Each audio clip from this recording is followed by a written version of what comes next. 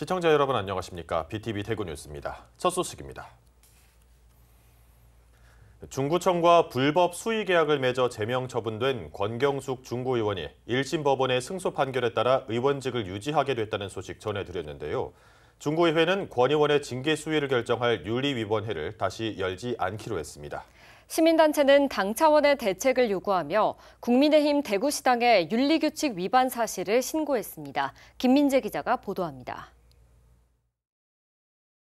대구 중구의회 권경숙 의원이 비위 의혹으로 제명 처분을 받은 건 지난해 11월입니다.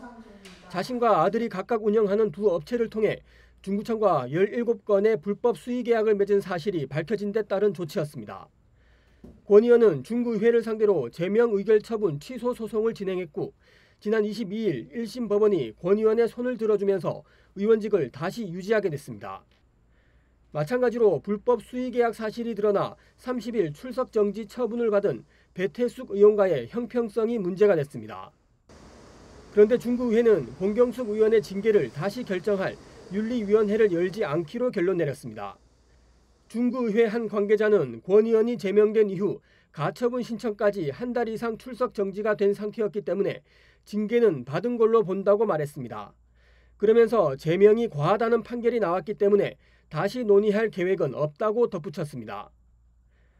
이런 가운데 지역 시민단체는 당 윤리규칙을 위반했다며 권경숙 의원을 국민의힘 대구시당에 신고했습니다. 신고 대상은 유령회사를 설립해 중구청과 불법 수의 계약을 맺은 사실이 드러난 배태숙 의원도 포함됐습니다. 두 의원이 선출직 신분으로 중구청과 계약관계가 성립할 수 없는데도 불구하고 가족 회사를 통하거나 유령회사를 차려 수의 계약을 맺은 건 국민의힘 윤리규칙 제7조인 이해충돌 금지와 제9조 지위와 신분의 남용 금지를 위반했다는 점을 지적했습니다. 그러니까 어떻게 사회적으로 굉장히 파장을 일으킨 어떤 그런 비지를 저질렀으면 거기에 대해서 명확히 거기에 대해서 합당한 제재를 해야 되는 거고, 그다음에 거기에 대해서 제재를 하는 게 그 정당이 가지고 있는 어떤 그런 공적 책임을 다하는 건데, 지금까지 정말 어떤 의미에서 보면 제명되고 어떤 의미에서 사법 처리될 사람이 의장이 될 때까지 그런 사람들에게 좀 아무런 좀 조치를 취하지 않았다라는 어떤. 경실련은 비슷한 위법 사항이 드러난 배태숙 의원은 30일 출석 정지 의결한 반면 권경숙 의원은 제명 처분한 건 징계권의 편파적인 악용이라며 이 점에 대해서도 신고할 거라고 예고했습니다. 이에 대해 국민의힘 대구시당은 윤리위원회 개최 여부 등 결정된 건 없다고 밝혔습니다. BTV 뉴스 김민재입니다. 대구국제고등학교가 2025학년도부터 전국 단위로 신입생을 모집합니다. 2021년 개교 이후 대구 지역 학생만 선발해 왔는데 이제는 국제고가 없는 지역의 학생에게도 대구국제고에 입학할 수 있는 자격이 주어집니다. 천혜열 기자가 전해드립니다. 대구국제고등학교가 2025학년도 신입생 선발부터 전국 단위 학생 모집 형태로 전환합니다. 2021년 개교 이후 지난 3년 동안 대구 지역에서만 신입생을 선발해왔는데 내년부터는 국제고가 없는 경상남북도, 충청남북도, 전라남북도, 광주광역시와 강원도, 제주도 지역 중학교 졸업자나 졸업 예정자에게도 동등한 기회가 주어집니다. 전국에서 가장 최근에 개교한 특수목적 고등학교지만 개교 당시 코로나19 확산과 특수목적고 폐지 정책과 맞물려 전국 단위 모집에 제한이 있었지만 이제 그 빗장을 푼 겁니다. 대구국제고등학교는 자기 주도 학습 전형을 통해 중학교 2학년과 3학년 4학기에 영어 성취도 내신 성적으로 1차 합격자를 선발하고 2차 면접 점수를 합산해 신입생을 최종 선발합니다. 자기 주도 기반의 탐구 활동, 그다음 개념 중심의 융합 교육, 그다음 배우고 익힌 것은 실천한다. 배움과 암과 삶이 연계되는 경험과 실천을 통한 학습, 이 세 가지의 큰 흐름이 모든 교육활동, 교과 교육활동, 비교과 교육활동에서 전체적으로 일어나고 있다는 것이 매우 의미 있습니다. 국제고등학교는 국제학교와는 다릅니다. 국제학교는 주로 국내에 거주하는 외국인 자녀의 교육을 위해 외국의 교육과정을 외국어로 이수하는 사립 외국인 학교인 반면 대구국제고는 대구1과학고등학교, 대구외국어고등학교와 같은 공립특수목적 고등학교로 전국에서 8번째로 개교한 국제고등학교입니다. 국제 전문 인재 양성을 목적으로 하기 때문에 외국어에 능숙한 인재를 양성하는 외국어 고등학교와도 교육과정 면에서 차이가 있습니다. 공립특수목적 고등학교이기 때문에 다른 일반 고등학교처럼 입학금, 수업료, 학교 운영 지원비, 교과용 도서 구입비가 모두 무상입니다. 다만 대구국제고는 지난해 10월 IB, 즉 국제 바칼로레아로부터 월드스쿨로 인증을 받고 IB 고등학교 과정인 디플로마 프로그램을 운영하고 있기 때문에 다른 지역 국제고와 차별성을 강조하고 있습니다. 우수한 교육활동, 또 탐구 중심의 IB 기반의 그런 수업 활동을 전국의 모든 학생들에게 같은 기회, 동등한 기회를 줄 수 있는 계기가 될 것으로 생각을 하고 있습니다. 대구국제고등학교 학생은 의무적으로 기숙사 생활을 해야 합니다. 월요일 아침에 입소하고 금요일 일과 시간 이후에 퇴소하는 방식이어서 다른 국제고와 비슷한 운영 패턴을 유지하고 있습니다. 2025학년도 대구국제고등학교 신입생 모집 정원은 6학급에 120명, 입학 전형 역시 전년도와 거의 같다고 볼 수 있습니다. 대구시 교육청은 9월 중에는 신입생 입학 전형 요강을 발표할 예정이라고 밝혔습니다. BTV 뉴스 천혜열입니다.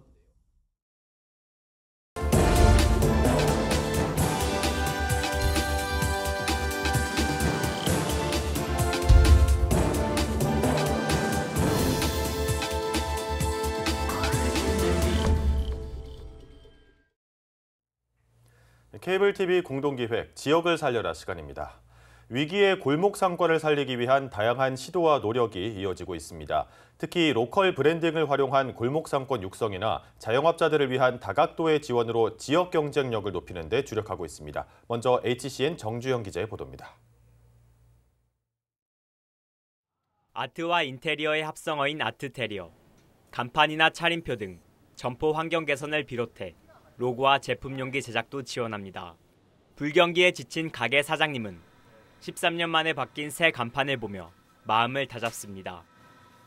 꼼장어 모양의 닭발 손이 있어요. 이렇게 저 로고가 너무 마음에 들고 불경기인데 이렇게 바뀌어가지고 더 새롭게 또 열심히 파이팅할 수 있는 그런 계기가 되는 것 같아요. 지난 5년 동안 이 같은 아트테리어 지원을 받은 서울 관악구의 점포는 모두 1,800여 곳. 사업 만족도 조사에서 참여자 98% 정도가 재참여를 원했습니다. 이에 따라 관악구는 간판이나 천막, 창문 시트 등 업주들의 수요가 많은 환경 개선 분야에서 지원을 늘렸습니다. 종업원 5명 미만의 점포 240곳을 대상으로 최대 200만 원 규모의 환경 개선을 지원하고 사후 관리도 해줍니다. 어쨌든 간판이 바뀌었으니까 제 얼굴이나 바뀐 거랑 마찬가지니까 좋고 이런 걸 많이 홍보 좀 했으면 좋겠어요. 지역거리를 대표 상권으로 키우려는 시도도 이어지고 있습니다. 서울대 입구역과 관악구청 인근에 자리한 샤로숲길. 대학생과 지하철역 유동인구를 중심으로 한때 2030 세대가 자주 찾기도 했지만 거리의 개성을 충분히 살리지는 못한다는 평가도 받았습니다. 이제 다른 거리랑 좀 비슷해졌다 보니까 이렇게 이제 샤로숲길만의 이제 그런 특색이 조금 없어진 것도. 이런 샤로숲길이 제도약의 기회를 맞았습니다. 서울시 로컬 브랜드 상권 육성 사업에 선정돼 3년 동안 최대 30억 원을 지원받게 됐습니다. 이 로컬 브랜드 상권 육성 사업에 선정되는 것들은 잠자고 있는 상권들이 정말 다시 살아날 수 있는 기회를 가졌다. 지원을 활용해 관악구는 샤로숲길의 매력을 알릴 수 있는 로컬 크리에이터를 키우는 한편 상권을 대표할 특색 있는 점포도 발굴할 예정입니다. 또 주차장을 확충하고 자생력 강화를 위한 상인 교육도 병행합니다. 태그라인이라든가 또는 우리 샤로숲길을 알리기 위한 그런 다양한 어떤 컨텐츠들을 지금 마련을 하고 있습니다. 그 컨텐츠들이 마련되면 또 내년에 2년차, 3년차는 우리 구에서 직접 운영을 하게 되는데 그렇게 되면 아마 상권이 좀 더 활성화될 수 있지 않을까. 골목 상권 경쟁력이 곧 지역의 경쟁력으로 이어질 수 있는 만큼 상권을 살리기 위한 다양한 시도가 이루어지고 있습니다. HCN 뉴스 정주영입니다. 앞서 지역 상권 활성화를 위한 노력을 살펴봤는데요. 청년들을 잡기 위한 지자체의 구애도 활발히 이뤄지고 있습니다. 특히 청년들의 주거 문제 해결에도 발벗고 나서고 있는데 서울에선 월세 10,000원의 파격적인 청년주택이 등장했습니다. 이어서 HCN 김동은 기자입니다. 서울의 신축 오피스텔을 중심으로 월세 가격이 100만 원에 육박하고 있습니다. 전세 기피 현상으로 전세 수요가 월세로 옮겨가면서 가격 상승을 견인한 탓인데 이는 결국 청년층의 주거비 부담으로 이어지고 있습니다. 알바를 하면서 해야 될 수도 있으니까 월세 부담이 아무래도 힘들 것 같다는 생각이 좀 들죠. 공부에 집중하기도 힘든데 또 월세나 이런 비용 관련해서 신경을 쓰다 보면 많이 힘들 것 같다는 생각이 그리고 여러 가지 지원 같은 게 있으면 또 좋을 것 같다는 생각이 들어요. 앞서 보신 것처럼 청년층의 주거난 해소는 시급한 과제가 됐습니다. 제 뒤로 보이는 청년주택은 올 4월 첫 선을 보인 일명 만원 주택인데요. 신축의 풀옵션인데 월세 만원의 파격적인 시도 어떻게 가능했을까요? 36가구 규모의 양형 청년주택, 약 10평 공간에 냉장고와 세탁기, 에어컨 등을 갖춘 풀옵션입니다. 월세 만원에 관리비를 포함해도 한 달 비용이 10만 원이 채 되지 않습니다. 대학생의 소득으로는 사실 부담하기도 어렵고 거기 생활비까지 더해지는 거니까 이게 매달 좀 많이 버겁거든요, 한 달 살이가. 근데 이 집에 들어와서는 굉장히 저렴한 월세인데 또 이렇게 좋고 쾌적한 집이니까. 월세 만원은 동작구가 자체 수익을 활용해 임대료를 낮췄기 때문에 가능했습니다. 재원은 구 출자 기관인 대한민국 동작 주식회사에서 지난해 일자리 사업 등으로 얻은 수익금으로 조달했습니다. 동작 주식회사가 수익금이 창출되면 그걸 잉여금이나 쌓아놓는 게 아니고 바로 우리 동작구에 재투자하도록 만들어 놓은 회사이기 때문에 작년에 수익이 났고 그 수익을 어디다 쓰느냐 아주 많은 고민을 했는데 보람되게 써야 되니까요. 주거비 부담의 악명이 높은 서울에서 최초의 월세 만원 주택으로 이목을 끌고 있는 양형주택. 청년의 주거 문제를 해결하는 동시에 지역에서 얻은 수익을 다시 지역에 환원하는 선순환 고리를 만들고 있습니다. HCN 뉴스 김동훈입니다. 대명천은 한때 죽은 하천이었습니다. 코를 찌르는 악취와 날벌레들로 피해를 호소하는 사람들이 많았는데요. 이런 대명천이 정비공사를 통해 유지용수가 흐르는 깨끗한 하천으로 돌아옵니다.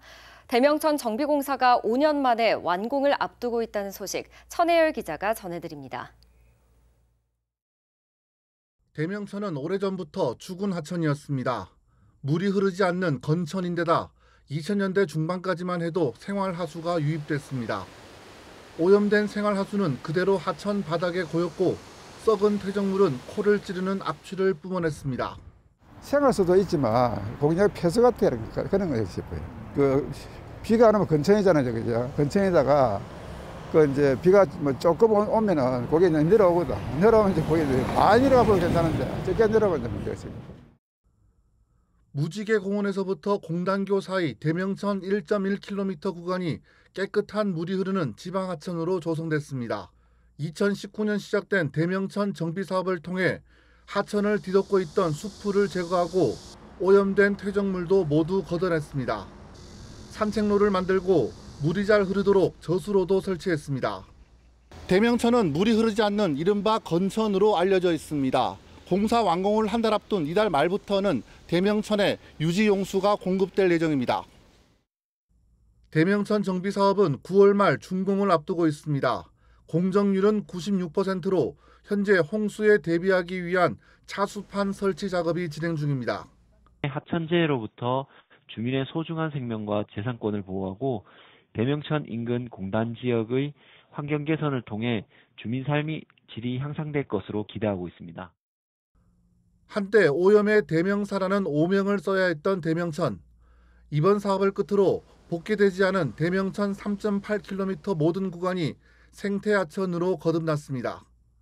BTV 뉴스 천혜열입니다. BTV에서는 힘이 되는 우리 이야기를 통해 방송 후 지역의 변화를 소개하고 있는데요.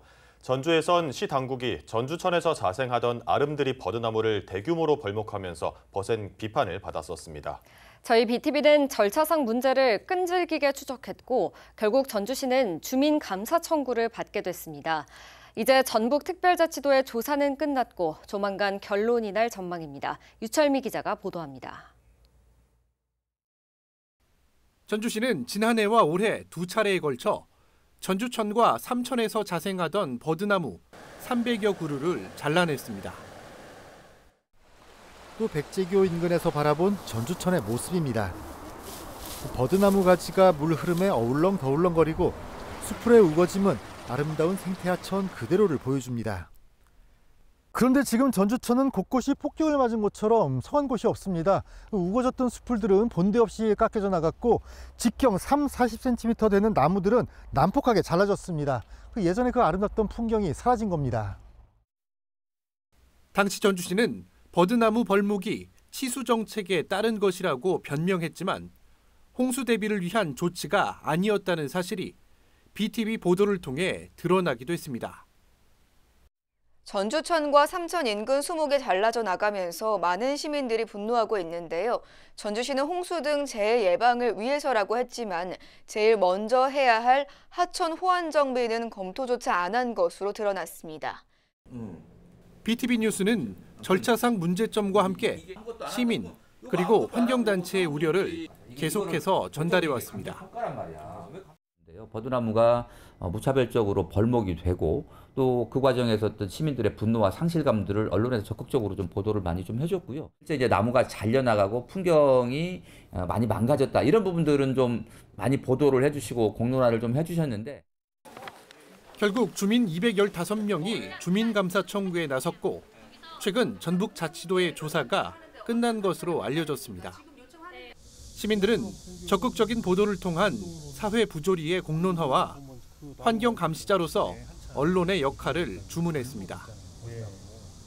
이 언론의 감시를 잘 해야 되겠죠.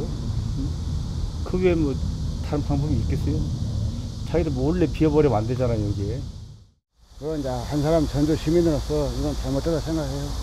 가급적이면 언론 하신 분들이 이제 잘하겠지만은 꼭 주민들이 아니라도 언론사들이 좀 알아서 좀 잘해줬으면 그게 부탁입니다. 이 방송을 통해서 많은 사람들이 사회 문제점을 알고 또 어떻게 해결을 해야 되는지 서로한테 공감이란 거를 해봤으면 좋겠습니다. 오늘 10월이면 버드나무 벌목과 관련한 주민감사 청구 결과가 나옵니다. 또 전주시는 하천을 이용한 대규모 개발 사업을 예고하고 있는데요. BTV 뉴스에서는 앞으로도 절차에 문제는 없었는지 또 사람과 자연이 공존할 방법은 없는지 따져 묻고 전달해 드리겠습니다. BTV 뉴스 유철미입니다.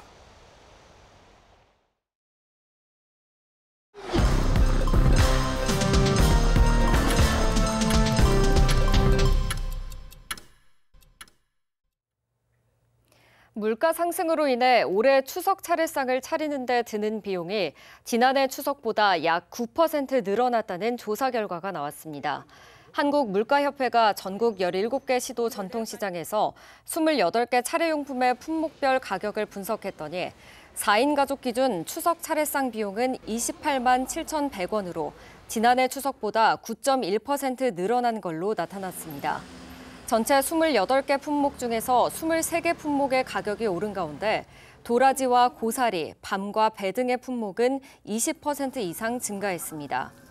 대구시는 물가안정대책회의를 열고 명절 성수품을 중점 관리 품목으로 선정해 가격 안정화에 힘쓰겠다고 밝혔습니다. 한의학 웰리스를 탐하다를 주제로 24일부터 26일까지 엑스코에서 열린 2024 K-메디웰리스 페스타가 방문객 2만여 명을 기록했습니다.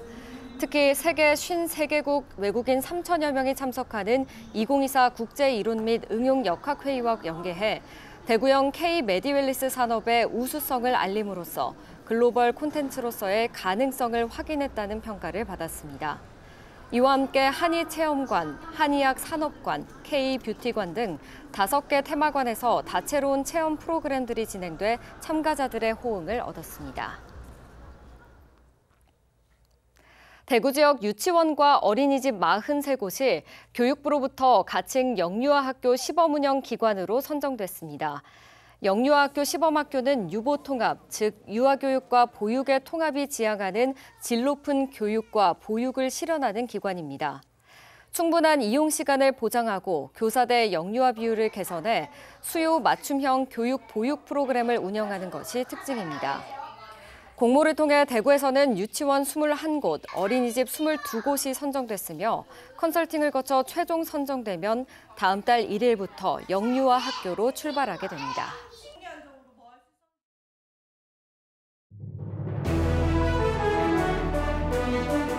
달성군이 다음 달까지 총 3차례에 걸쳐 치유 농업 프로그램을 운영합니다. 치매 환자와 보호자, 60세 이상 노인을 대상으로 목화 토피어리 만들기 등의 프로그램을 진행합니다.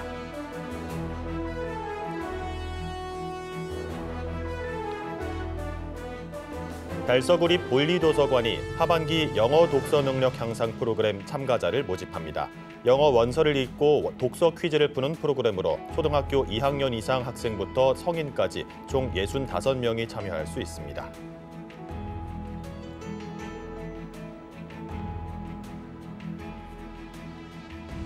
대구시 선거관리위원회가 다음 달 21일 지역 청소년을 대상으로 올바른 선거 정보 전달을 위한 도전 선거 골든벨을 개최합니다.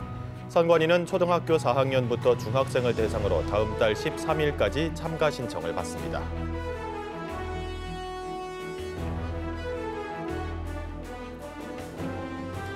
중구청이 2024년 여름방학 대학생 행정인턴 수료식을 열었습니다. 인턴들은 업무를 수행하며 느낀 경험을 토대로 다양한 아이디어를 발표했으며 중구청은 정책에 적극 반영하기로 했습니다.